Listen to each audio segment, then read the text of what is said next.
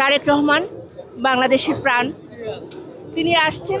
আসলে সারা বাংলাদেশের মানুষ দীর্ঘ 17 বছর আমরা প্রতীক্ষায় ছিলাম আমাদের লিডার আসবেন।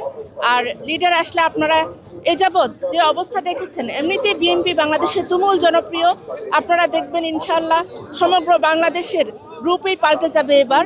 বাংলাদেশ ইনশাল্লাহ তারেক রহমানের 31 দফার আলোকে নতুন আলোয় উদ্ভাসিত হবে এবং বাংলাদেশ আমাদের বিএনপির এবং তারেক রহমানের সুযোগ্য পরিকল্পনায় ও দক্ষতার মাধ্যমে উত্তরোত্তর এগিয়ে যাবে।